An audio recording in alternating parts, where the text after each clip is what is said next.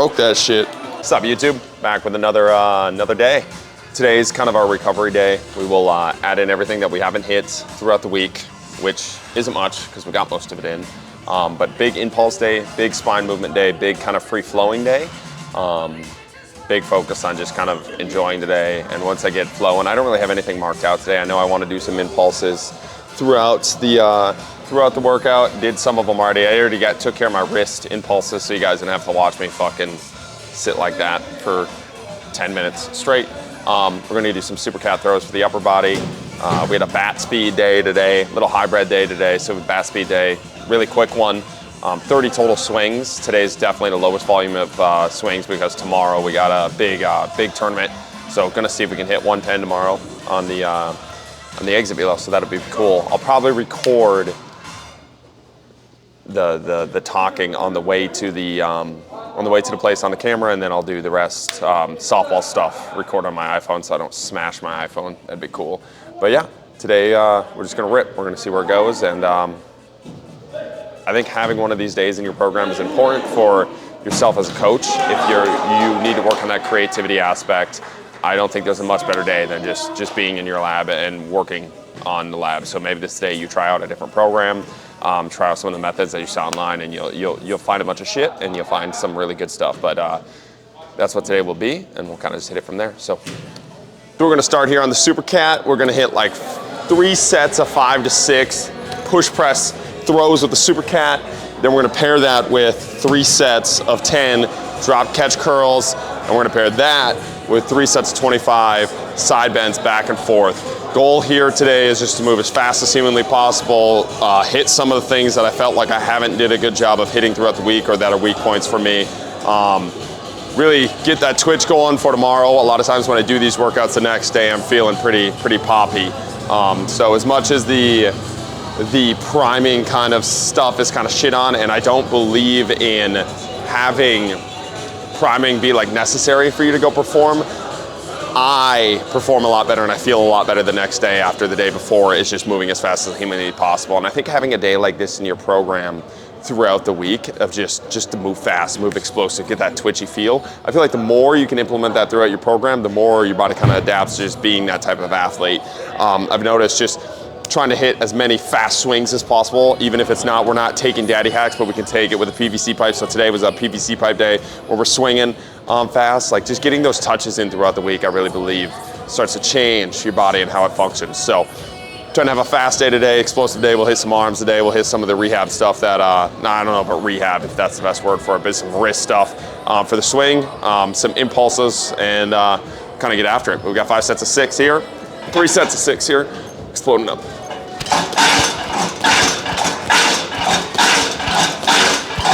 Ooh. Drop catch curls here.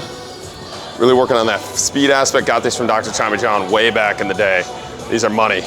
Building up the tendons, ligaments of the elbow, shoulder, hands, wrists. I really like them for the wrist actually too. Absorbing the force of this barbell dropping. We'll just be here, drop, catch. When we stick, try not to collapse the body. Just like a depth drop for the upper or for the lower body where you're not trying to fold over and let the force of that drop take you. Same thing with these drop catch curls. Not letting it bend you over.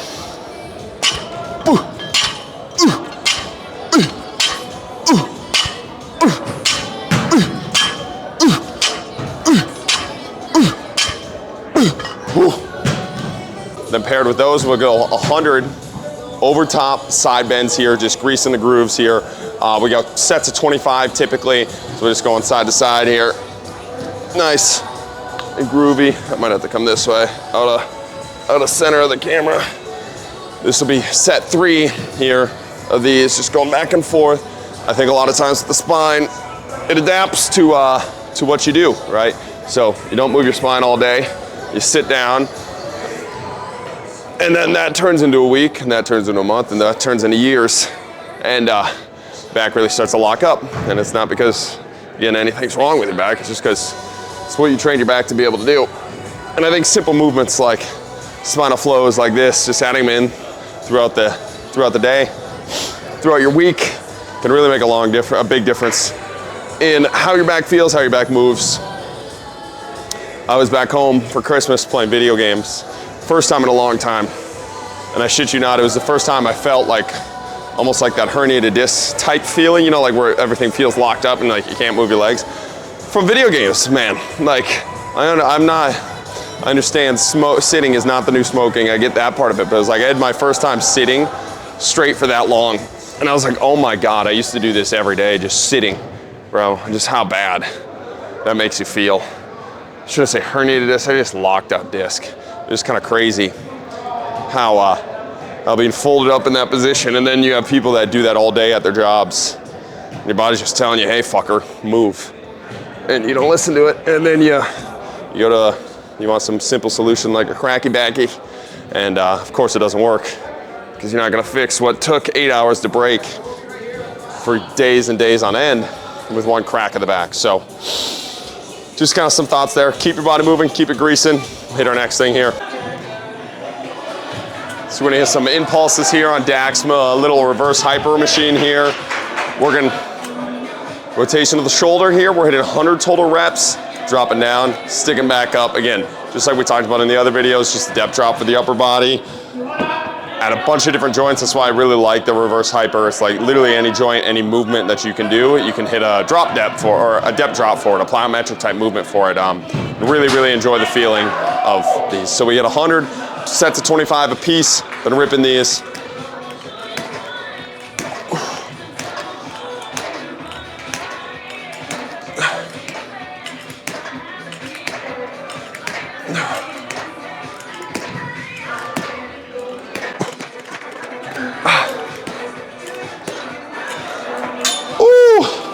Broke that shit. Almost broke my elbow doing that. See if we can get this hook back up. A lot of times the toe strap will break when you yank it.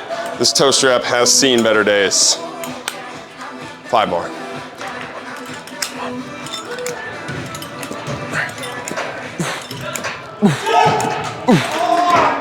Oh yeah, those feel buttery. Let's hit the other side. Really not much to say there.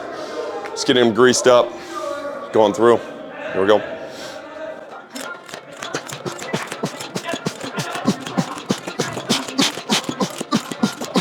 Oh, come on. Oh, yeah, man. Those are spicy.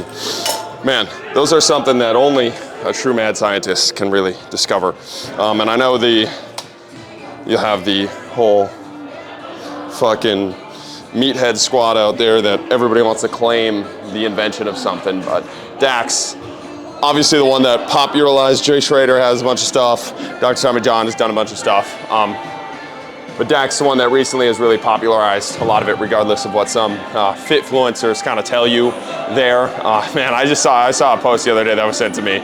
Somebody's claiming to like popularize the impulse type movements. I'm like, Jesus Christ, man. Like, can't do anything. Like Dak has been in the trenches about this, but that probably brings up a good little rant there about, man, at some point in your life, if you have a mission, you need to be alone. Like, the power of the insanity that being alone brings you is incredible. And I just, like, even right now, like, I'm not able to think clearly and be as in the moment as I would like to be. I don't know if in the moment's the right word, but as connected, spiritual, as like out there as I would like to be. Because we have a bunch of people playing soccer, there's just so many people around.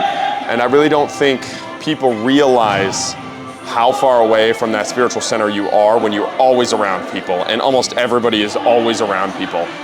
The amount of insane ideas I had when I was at the gym, sleeping on the ground alone, almost every single day. Like, so many ideas, so connected. And I'm not saying be alone all the time. I'm not saying don't have friends. I'm not saying talk, but I think there needs to be a moment in your life, especially as a man that is looking to pursue a passion or a virtue. You need to pursue that alone. It needs to be the hero's journey alone, where you're coming up with these ideas.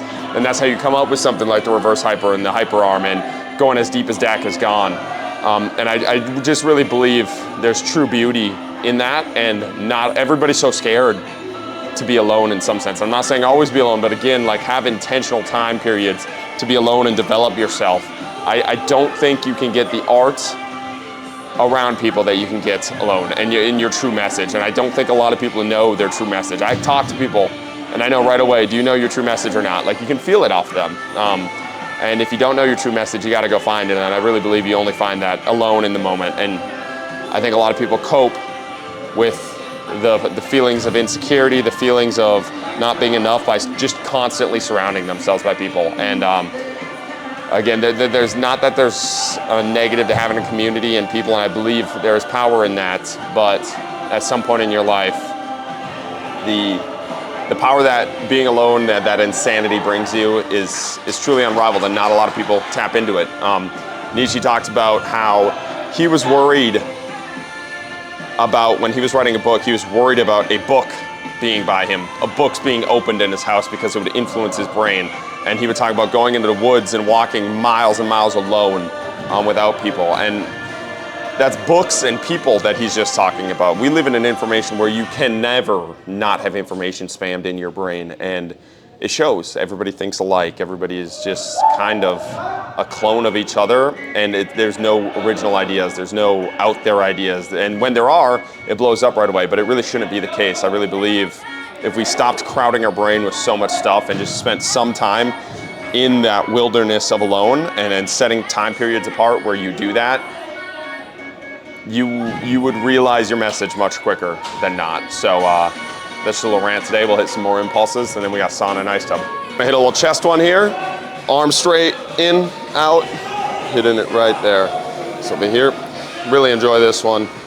100 again, 25 reps.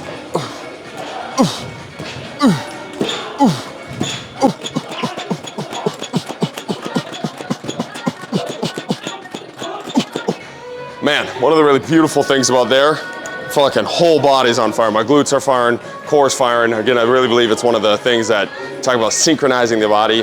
Exercises like these really require you to do so. And I don't think there's a ton of good replacements for them. I think it's really money. With the other side here.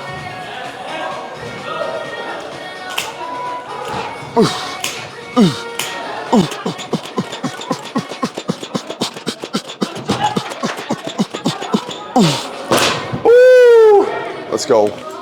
Last rep, banked it, let's go. And with those, we're gonna hit just a little couple spinal rotations here. Again, 100 spinal rotations. Hit 100, keep it simple. Rotating side to side here. Keeping it loosey and juicy.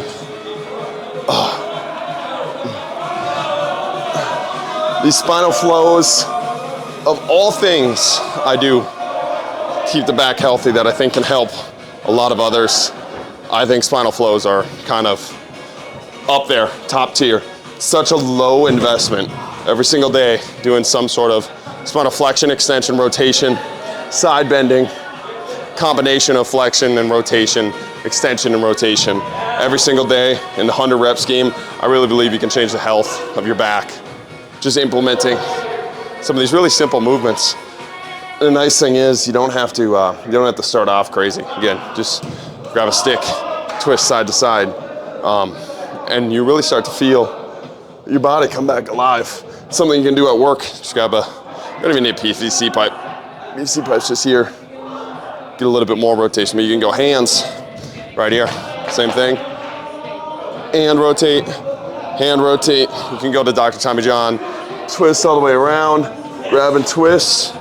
You just keep going. Keep going till it's greasy. If you go into sauna, you can rip these into sauna. Going back and forth, just like this. Pick one movement every day. You don't need to start with the whole spinal flow. Once you start feeling better, it's kind of tough to not stick with it, but it's really not something that takes all that long. And again, this is where the frequency, I think, is an important piece too. It's like, you can hit these in a warm up, you can program these in your workout, but I think the frequency throughout the day, having micro movement practices throughout the day, I think is really, really powerful. For getting your body back moving. I think we are meant to move. I think just a little rant here.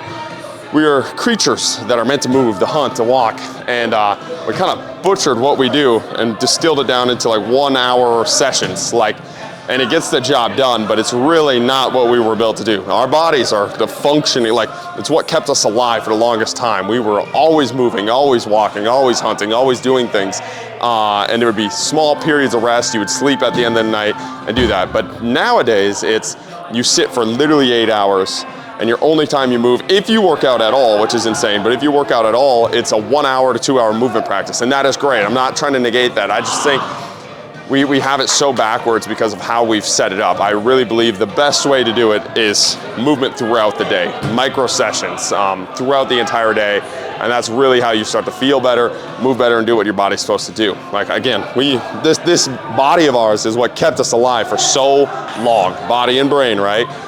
And if we had the bodies we have today, back in the day, man, we'd be tiger lunch. Like, we'd be so screwed. You fucking run and you pull your hand. Like, this is the thing. You ran away from something, you pulled your hamstring back in the day, you're dead, right? Then 90% of humans right now, if you take off and sprint, you're pulling your hamstrings. I'm watching these soccer guys pick up, and they're like decently athletic, and I've seen 2 hamstrings pulled tonight. It's insane. Like, your body needs to be used to, you got to get your body leveled up to what we should be doing, and that's moving throughout the day. So just a little micro rant. I think we have it butchered with the one big workout throughout the day, and I think it's much better if you can, and not if you can, just throughout your day, just move throughout the day, get walks in, get some rotations in, get some sort of movement in throughout the day, and then keep your big workout, keep your big stimulus, keep your big hunt in throughout the day. But those micro movements add up, man. It makes you feel crazy. So I'm not sure what we have next. We'll kind of figure it out as we go. Let's do it. So got a little tool here I found at a little thrift store a while back, but a little tension tool. I like this one for a little chest pump in between. Squeeze here, then you got presses. Well, you keep tension there. Really like this one, simple one. Probably not as applicable for people that don't have this tool, but you can take two dumbbells, squeeze them together, do the same thing. Feels nice. I honestly have no idea what this tool is actually used for, but it's kind of money for that crush grip, inner chest. We're going to sauna after this, got to get a little pump in for that. There's always people at the sauna that kind of know of the page, but don't really know. So they always ask about coming in to game day, but you have to have, if you go in with a pump, more people are asking you to come into the gym, obviously. So it's good for business. Some arms for moms there.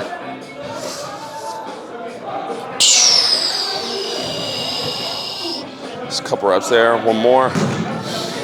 Maybe hit some arms and we'll get out of here. Hit impulses on the lower tomorrow before softball. Then we'll go.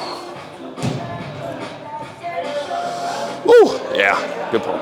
It's also something that we really like to add in on these extra days, just some hangs. I got a hang board. I really believe grip of the hands is amazing. But if you can get a hang board to grip the fingers for a lot of things that we do, it's pretty crazy how much of a limiting factor it is, especially in sports like football. I just remember all the time in football, my hands would get stuck in somebody's jersey and it feel like it ripped the whole fucking hand off. And I think a lot of issues with the elbow, shoulder can actually stem from that hand being pretty weak, and we got weak hands.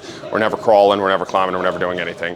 And starting climbing up at Bouldering Project 2 is such an exposure of how weak my fingers actually were, the crimp. So if I could grab onto something like a perfect barbell or a easy grip, I could pull myself up easy. But it was a couple finger hold, not a chance in the world. I really had to build up the tendons, ligaments in the hands. You see some of these climbers, man, their whole hands are just tendony and it's pretty crazy. Tendony, ligamenty. I don't know if that's the right word, but man, the whole thing. It's just a different hand. It's a different functioning hand. Rafe Kelly on the podcast a while back was talking about blisters on different parts of your hand and building up different parts of your hand, and how basically he was saying like the most typical American just has a fat middle hand. Like you have blisters on one part of your hand and the rest of the hand is just this soft, non-callous part. And I think you can change that. So we got some hangs. I think it's really good for the elbows, shoulders. Just hang in there too, but also you can find a hang board to come on here. Usually we hit 2 minutes total time.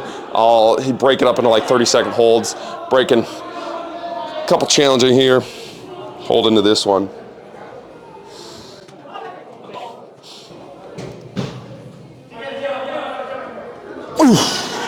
Finish with that. We'll hit a couple sets there, get some time in. Let's do it.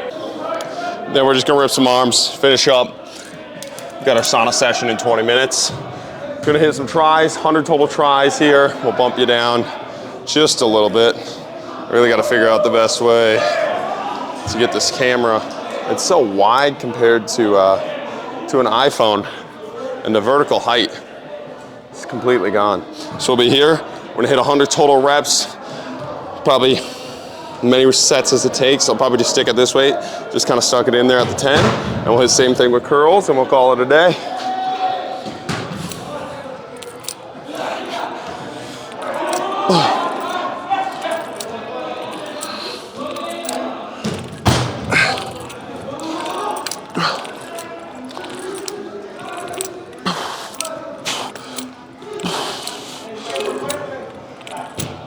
Come on.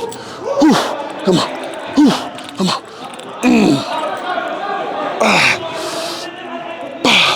Stop.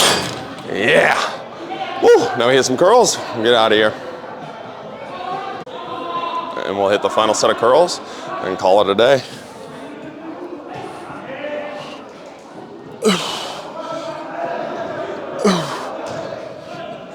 Oh, you just demand them to grow. And hopefully they grow. Oof. Oof. Oof. Oof. Oof. Oof. Oh, there you go. Boom. All right, so that was kind of the extra day. Tomorrow we got Hit Tracks tournament, like I mentioned at the start. Pretty pumped for that. Swing's been feeling good. The swings today sounded like a gunshot, man. And I think that's probably something I should have mentioned too. I know I'm not a freak in anything that we do in here. I'm not trying to be.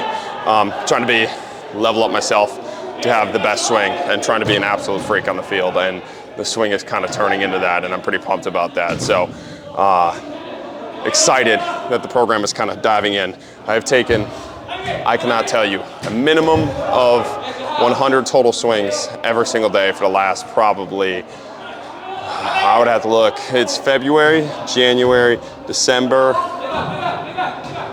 did we go November? Probably since November, since the start of November. I'm thinking of when our last Florida tournament was. I think it was end of October. So since the end of October, we started up this program, Sense of T. It's been really crazy watching everything shift. And now we got the training kind of funneling back into it. And I'm excited for what the swing looks like.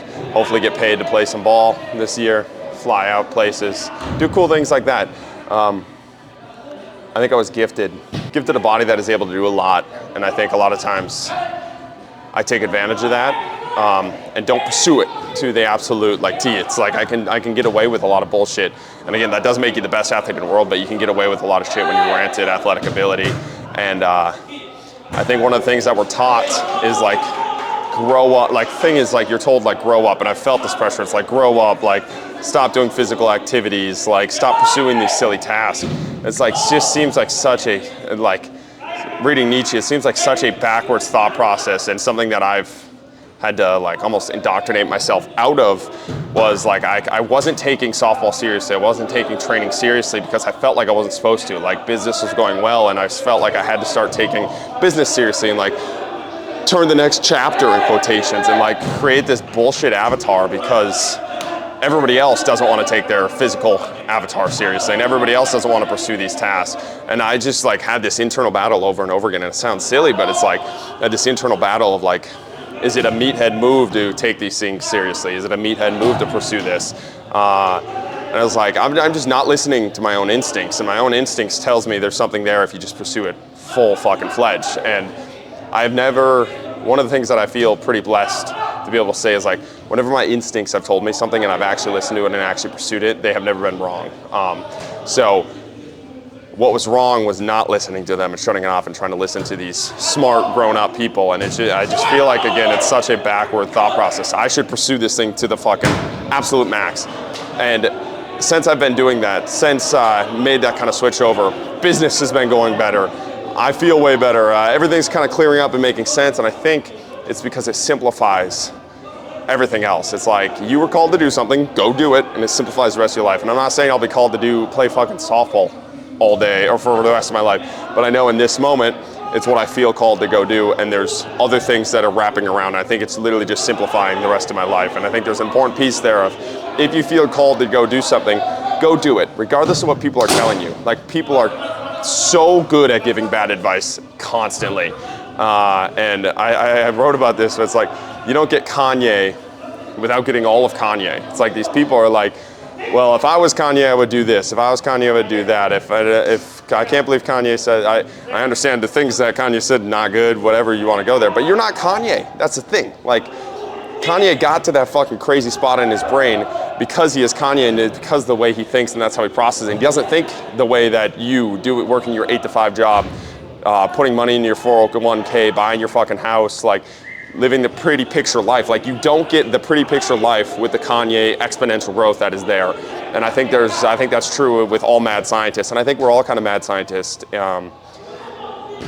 in our hearts. You know, like, we all have that ability to be that type of person. And I think most people get domesticated, heavily domesticated. And you can say that's good or bad, however you want to frame that. I don't think that domestication is right for everybody. And I think a lot of times we just randomly domesticate people because it's what has happened to us. And you see it. A man gets domesticated and he feels this other wild being, this creative being, and he doesn't like that feeling. That feeling is a threat. That feeling is out there. He doesn't know what to do with it. He knows what to do with domesticated people. He knows how it works in that hierarchy. And I just feel like if you undomesticate yourself a little bit, you listen to your instincts, you stop listening to average people, your life gets a lot better, a lot simpler, and you have to deal with a lot less stress. And you can embrace who you are, which I think is really, really important. Like, embrace the art you were put here to do, not embrace the fucking what you should do. Yeah, I should do this, I should be that. I don't think anybody was put on this earth to go work a corporate 8-to-5 job. I don't think any of us, like, you have long bloodlines of history of like warriors and kings and people that have survived wars for you to flush it all down the drain, just be an average human because it's what you're supposed to do. And I just don't believe that's what we were put on this earth to do. I don't believe it's what our message we were given to do, and I don't believe it's our purpose. And I think what really frustrates me is when somebody that is wrong in that sense pushes that on people that are pursuing something that is right because they, in their hearts, feel like they're wrong. And even I have friends like that all the time. Like, well, you should do this. You should buy a house. Like, it's like, you're not me. You know, like you don't have that undomesticatedness in you, and that's okay. That's okay. We can still be friends. You cannot tell me. Don't tell me what to do in that sense. Like, you're not doing what I'm doing, and I definitely don't want to do what you want to do. And that's probably just a general piece of advice in general. Like, don't take advice from people that aren't doing the things that you want to do. If they're not a person you look up to and they give you a piece of advice, no matter if they're your friend or not, don't take that advice. The amount of unsolicited, like, social media advice I get from people that don't have social media accounts, it's unbelievable. It's like, well, you should do this, you should make that content, you should. It's like, and I get it comes from a good place, and that's the thing. I don't want to make it sound like it comes from a bad place. I understand it comes from a good place, but it's literally the definition of insanity. It's like somebody that's doing something better than you receiving advice from somebody that has never ever done it. What do you think? And a lot of people take that advice because it's from people that they love, and they take that advice and it leads them off the path and it leads them to domestication and averageness. And I think the more you eliminate that averageness in your life, the better off you are. And the more fulfilled you'll be at the end of the day. And it might take a long time to get there. And society might not be set up in the way where it's like the perfect linear path. I could go climb a corporate ladder tomorrow and it would be probably more socially accepted in that sense. But it's just because it's not socially accepted on the front end doesn't mean it's going to be not socially accepted on the back end. When I was sleeping on the gym floor, everybody was telling me I was fucking crazy. And now nobody's saying it's crazy, you know? So I just feel like if you have something in your heart that's telling you to go do it, go pursue it, go do it. That was a little bit of ramble. Again, there's so much noise going on in the background. I'm not a great thinker when there's a lot of people around. Maybe I just got to get better at letting go of the ego and speaking in front of people in a camera. I don't really get nervous when I'm presenting in front of people. It's just I feel like I'm not thinking very clearly when they're screaming out there, and I'm kind of getting lost in what they're saying. So sorry if that rant wasn't as clear.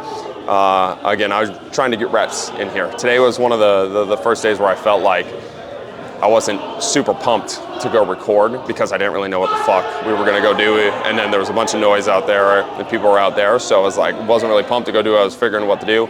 Like, just go get reps in. So this is all just a reps game. Getting reps in on the camera and it'll get better. And now I know to not record when everybody else is around because it kind of pushes bad energy on you when you're speaking. So tomorrow we'll do Hit the Hit Track sermon and we'll be live there. Thank you guys for watching. I'm gonna go sauna and eat some food. Boom.